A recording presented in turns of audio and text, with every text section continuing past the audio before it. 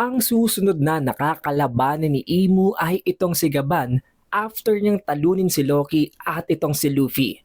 Pero sapat nga ba ang lakas nitong si Gaban para labanan nitong si Imu? Hindi na para talunin siya kung hindi kahit para pigilan lamang itong si Imu.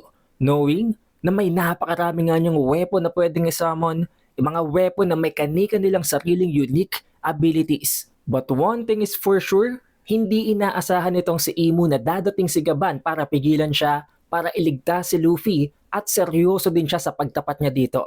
Dahil sa clash ng axe ni Gaban at nitong si Imu, hindi niya ito minamaliit. Dalawang kamay nitong si Imu ginagamit niya para salagin ang surprise attack nitong si Gaban.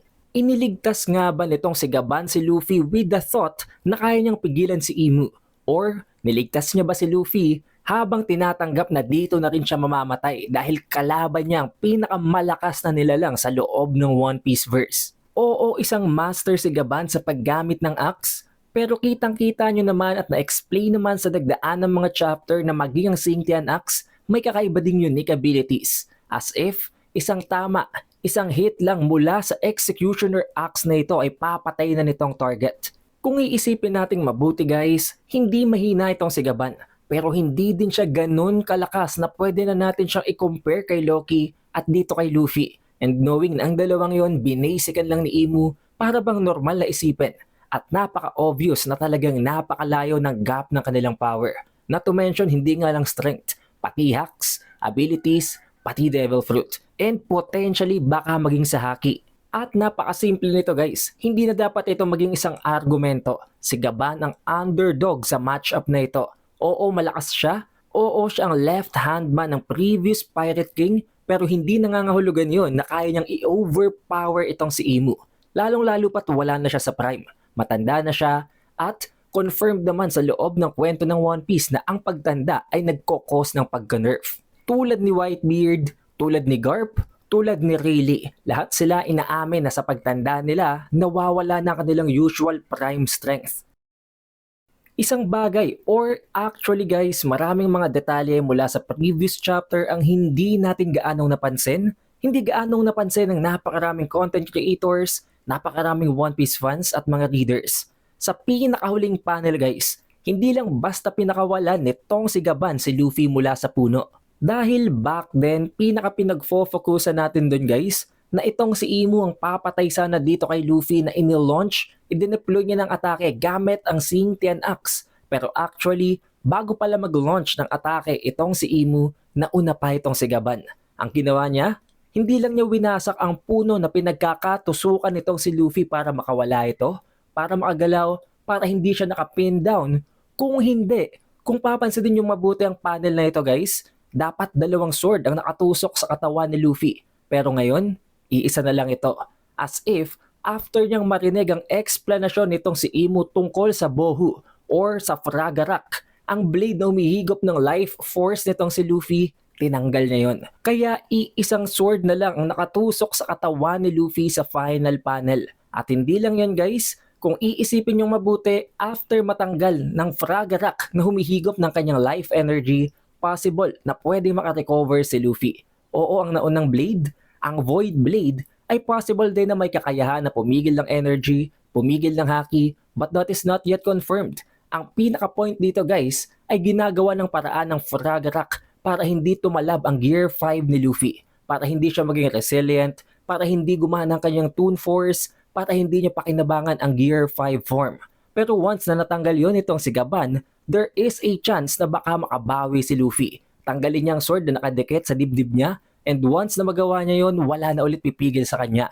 Oo, may injury siya, pero pwede siyang makarecover gamit ang Toon Force. Siguro yung binabalak ni Gaban kaya pinakawalan niya si Luffy. Also, tulad ng binanggit ko kanina guys, hindi talaga actually sinalag ni Gaban ang atake nitong si Imu. Bagkus, bago pa mag-deploy, bago pa iswing ni Imu ang kanyang axe, winasak na nitong si Gaban ang puno ng nakatago sa isang blind spot. Rason kung bakit, ang totoong nangyari, itong si Gaban ang nag-launch ng surprise attack at itong si Imu nag-block sa ataking yon. Rason kung bakit nakita naman natin gulat na gulat si Imu as if hindi siya aware na nandito si Gaban. Hindi siya aware na biglang may maglo-launch ng surprise attack sa kanya.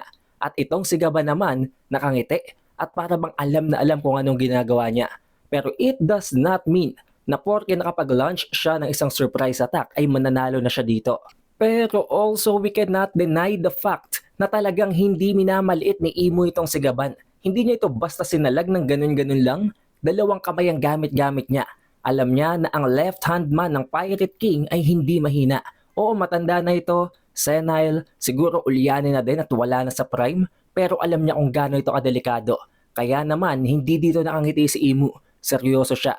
Not only that, since alam natin guys na sobrang tanda na ni Gaban, and possible na maging si Roger, naka-encounter na din si Imo multiple times, chances are, may alam si Gaban na weakness ni Imo na hindi alam ng kahit na sino sa loob ng Elbaf. Kaya, nagiging cautious itong si Imo ngayon.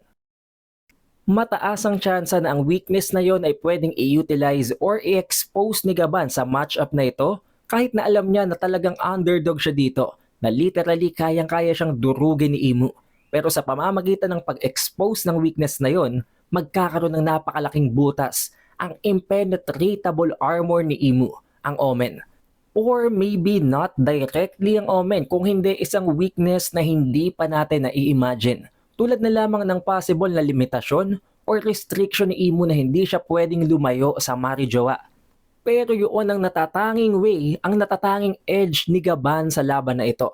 Besides that, I don't think there is any other way para magawa ng paraan ni Gaban na pigilan si Imo. Pero dito naman kay Imo, napakaraming paraan, napakaraming ways at pwede niyang paglaruan pa nga itong si Gaban. Kahit hindi niya gamitin ng legendary swords ng mga former rulers, kahit ang ability niya lang, ang prowlers, kaya niyang patayin si Gaban. Kaya napakaraming nagsasabi ngayon na mataas ang tsansa na ang pagligtas ni Gaban kay Luffy ay magko-cost sa kanya ng kanyang buhay. Ikamamatay niya ito. Especially since wala namang ibang tutulong kay Gaban ngayon. Bagsak na si Loki, bagsak na si Luffy, ang right hand man at left hand man ni Luffy na si Zoro at si Sanji, mataas ang tsansa na matalo din kontra sa kanilang kalaban na parehong gumagamit ng sword ng mga former rulers na nilagyan pa, hinaluan, nilagyan ng buff ni Imo gamit ang demonic aura mula sa Omen.